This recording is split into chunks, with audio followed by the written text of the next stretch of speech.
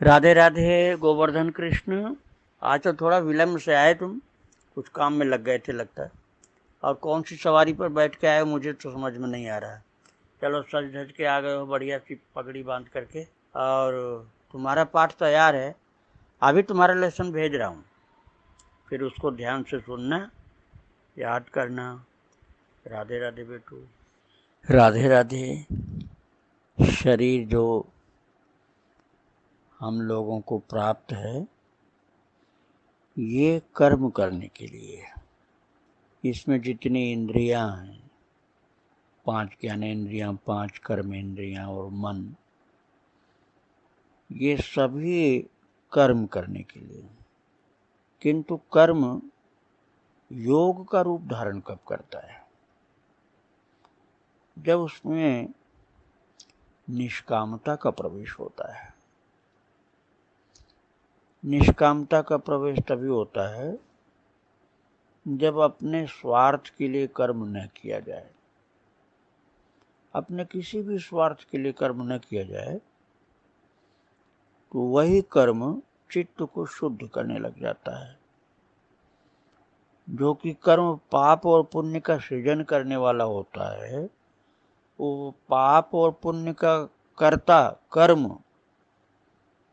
अब पाप पुण्य करने वाला नहीं रह जाता, यदि उसमें अपना स्वार्थ न हो, अर्थात निस्वार्थ कर्तव्यवश हमें करना ही चाहिए इस विवेक के साथ, क्योंकि कर्म करने के लिए शरीर मिला है। स्वार्थ का साधन इसलिए नहीं करना है कि प्रारब्धानुसार हमें सब कुछ मिलता रहेगा, मिल रहा है, आगे भी मिलेगा। तो हम निस्वार्थ होकर के कर्म जब करने लग जाते हैं, तब वही कर्म योग बन जाता है, कर्म योग, जिसको निष्काम कर्म योग कहा जाता है। वो निष्काम कर्म योग प्रारंभ में तो साधन रहता है, फिर बाद में स्वभाव बन जाता है, अर्थात साध्य रूप धारण कर लेता है, और फिर बाद में वही निष्काम कर्म योग भक्ति योग के रूप में परिणित हो जाता है, और भक्ति योग का रस प्रदान करता है निष्काम कर्म योग। और निष्काम कर्म योग भक्ति योग का रस प्रदान करते करते एक ऐसी स्थिति में पहुंच जाता है जहां वह आनंद स्वरूप हो जाता है, अर्थात ज्ञान का परिपाक हो जाता है। प्रारंभ हुआ था निष्काम कर्मयोग से, उसी के अंदर ये सब समाहित हो गए।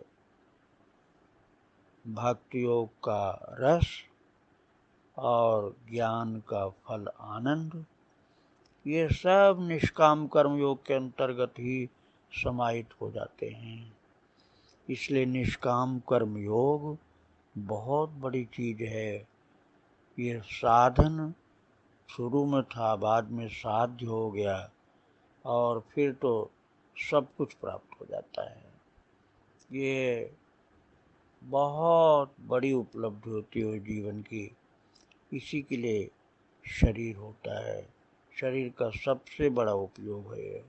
श्री राधे राधे, जय श्री राधे।